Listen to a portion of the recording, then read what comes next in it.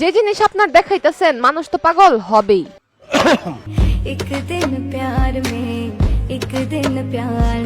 সত্যিকারের প্রেম করতে হলে ভালোবাসা দেখাইতে হবে, বডি না।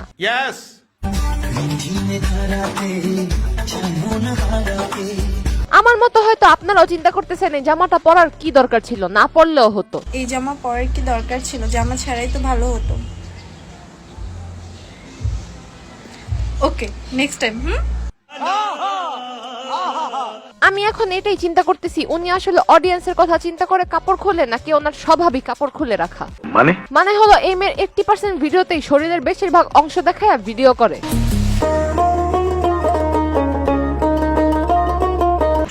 ফাজিল। শুধু ফাজিল না, ফাজিলের উপরের লেভেলে যেটা থাকে এই মেয়ে হচ্ছে সেটা। কথা কি ক্লিয়ার না ভেজাল আছে? হ্যালো ভাই brother and sister, welcome to roast Appi. Cute হওয়ার একটা লিমিট থাকে, শালা আমি লিমিটটাই ক্রস করে আলাইছি। সে বলতে যাচ্ছে সে নাকি অনেক পরিমাণের কিউট। এটা হাস্যকর। সত্যি এটা হাস্যকর। সারা বছর ফিল্টার লাগায় ভিডিও করে নিজেকে এখন কিউট দাবি করে। এটা কোনো কথা ইয়ার?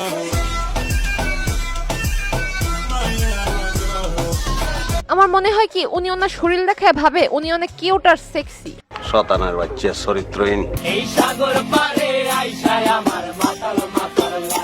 আসলে মনে হয় মাতাল হয়ে গেছে, না হলে কি কেউ সিঁড়িকে সাগর পার বলে? উনি পাগল হয়ে গেছে। পাগল না, উনি আসলে বুঝে গেছে যে পাবলিক ওনাকে কি রূপে পছন্দ করে, তাই সে সেই রূপেই পাবলিকের সামনে আসে। I like it. যাই হোক,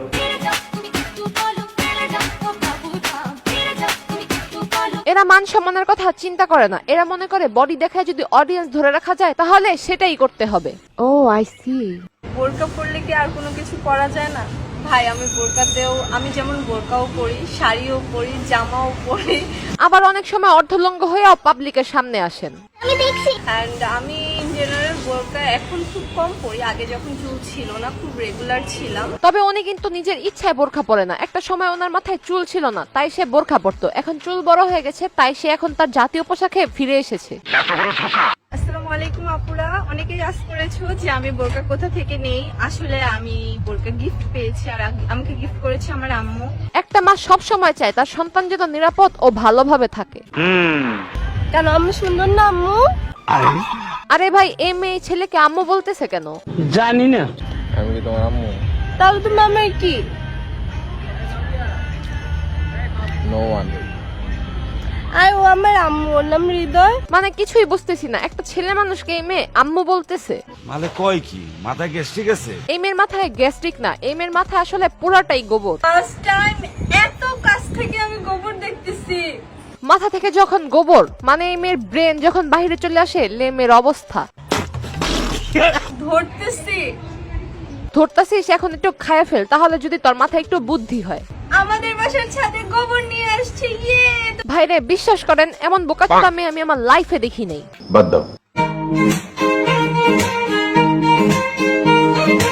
আপনারাই বলেন বোরখা পরছে কত সুন্দর লাগতেছে, কিন্তু না, উনি তো বোরখা পরে থাকবে না, কারণ ওনার পছন্দ তো শুধু খোলাখুলি করা। শার্ট আর লুঙ্গি পরে নিজেকে ডন মনে করতেছে। আরে বোন, ডন হইতে গেলে ধনের প্রয়োজন আছে, তোর যেটা নাই। শহীদানের চা খাবেন? ঢেলে দিব? সবাই তো সবকিছু ঢালতে পারে না, if you know what I mean. ভাই মানুষজন আমার দিকে তাকায় আছে। মানুষ তো তাকায় থাকবেই, কারণ মানুষ ভাবতেছে চিড়িয়াখানা থেকে এই সাদা অজগরটা কিভাবে বের হয়ে গেল।